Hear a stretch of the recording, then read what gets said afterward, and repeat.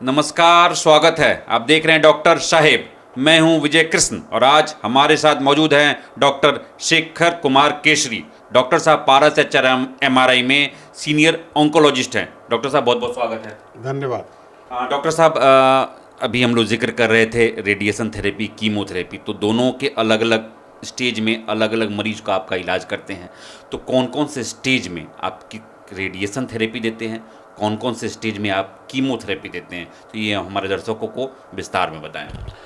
बहुत अच्छा प्रश्न है और ख़ासकर ट्रीटमेंट पद्धति में हम लोग जो यह दोनों पद्धति को यूज करते हैं बहुत ही कंबाइंड वे में और बहुत ही सलीके से यूज किया जाता है ताकि पेशेंट को कम से कम हानि हो इस पद्धति के द्वारा और इसका मैक्सिमम इफेक्ट हम निकाल सकें इस पद्धति से।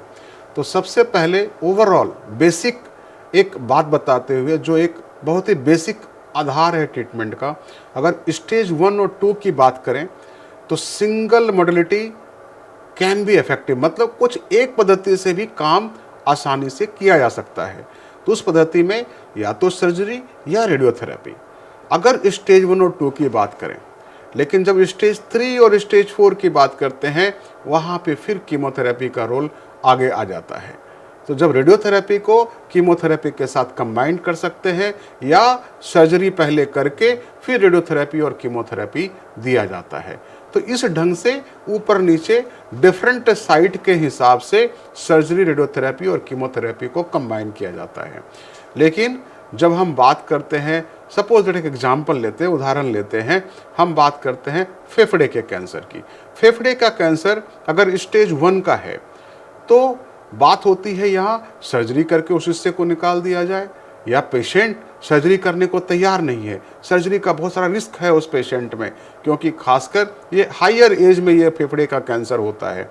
तो जब फेफड़े का कैंसर के साथ हार्ट की भी बीमारी है, कुछ और बीमारी है, सर्जरी संभव नहीं है, तो रेडियोथेरेपी से उसका इक्वल रिजल्ट दे करके, इक्वल परिणाम, समान परिणाम देते हुए उसका आसानी से इलाज किया जा सकता है। तो इस ढंग से, और जब स्टेज 3 और स्टेज 4 लंग कैंसर की बात करते हैं वहाँ पे फिर कीमोथेरेपी का रोल आ जाता है और ख़ासकर सर्जरी, रेडियोथेरेपी दोनों भी कंबाइन किया सकता है बहुत लिमिटेड केसेस में। तो इस ढंग से सर्जरी, रेडियोथेरेपी और कीमोथेरेपी को डिफरेंट स्टेज के डिफरेंट ऑर्गन्स में कंबाइन किया जाता है। कोई थोड़ा पहले आता है, कोई थोड़ा पीछे आता है, डिपेंड करता है किस सब साइड का मरीज, किस साइड का मरीज हमारे पास आ रहा है और वो किस स्टेज में है, किस एज ग्रुप में है। तो वह एज ग्रुप और स्टेज के हिसाब से उनकी पद्धति का शुरू में प्लान किया जाता है। तो पहले मैंने ये बात बताया था, प्लान करना बहुत ही इम्पोर्टेंट है कि इस पेशेंट को पहले क्या चीज़ करना ज़्यादा अच्छा रहेगा। तो वह उस हिसाब से अगर प्लान किया जाए तो शायद वो बहुत ही प्रभावशाली होता है और मरीज सफलतापूर्वक इलाज करके घर लौट सकते हैं। डॉक्टर साहब, एक अंत में बता दीजिए, कैंसर का जैसे नाम सुनते ही सब घबरा जाते हैं, तो कैंसर कई प्रकार के मतलब आपने जिक्र किया है, तो सबसे खतरनाक आप लोग ट्रीटमेंट जो करते हैं उसको लगता है जो इस तरह का अगर कैंसर मेरे पास आता है तो रेडियोथेरेपी, कीमोथेरेपी, सर्जरी के बाद भी इसे नहीं बचाया जा सकता, तो कौन से मतलब कैंसर को आप सबसे खतरनाक मानते हैं? मतलब कहते हैं इसमें जीने की संभावना बहुत नगण्य रह जाती है।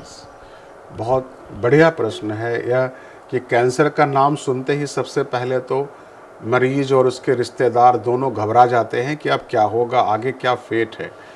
तो जहाँ तक मैं डराना नहीं चाहता, क्योंकि अगर आप हिम्मत नहीं करेंगे, अब तो देखिए किसी को अगर कैंसर होना था, हो गया, और आप अगर कैंसर से लड़ेंगे नहीं, उसका ट्रीटमेंट कराएंगे नहीं, तो शायद आपको वह परिणाम नहीं होगा और आप वास्तव में जो ज़िंदगी आपकी 10 साल मज़े से कटने वाली थी, 10 साल आप अपना अच्छी जो ज़िंदगी का जो स्वर्णिम जीवन है वो व्यतीत कर सकते थे, वो आप हो सकता है 6 महीने में, 8 महीने में और साल भर में चल दिए और बहुत सारा काम, आपका स्वप्न अधूरा रह गया।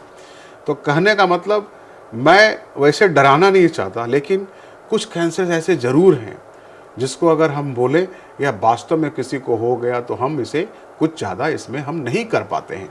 जैसे अगर हम सीधे ब्रेन से स्टार्ट करें, टॉप शरीर के सबसे उछली हिस्से से बात करें, तो ब्रेन का एक स्टेज 4 कैंसर होता है जिसको हम बोलते हैं ग्लायोब्लास्टोमा मल्टीफॉर्मी।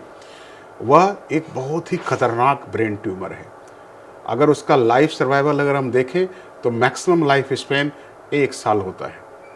लेकिन कुछ कुछ मरीज थोड़ा अच्छा कर जाते हैं, उनका हो सकता है जेनेटिक बिहेवियर अच्छा हो, या उनको सहने की शक्ति ज़्यादा अच्छी होती है, या मेडिसिन कुछ ज़्यादा शूट कर दे तो वो 3 से 4 साल तक भी आराम से जी लेते हैं। लेकिन उतना ही लाइफ होता है, उससे ज़्यादा लाइफ एक्सपेक्ट करना शायद उस मरीज को हम लोग बता नहीं पाते और हो नहीं पाता।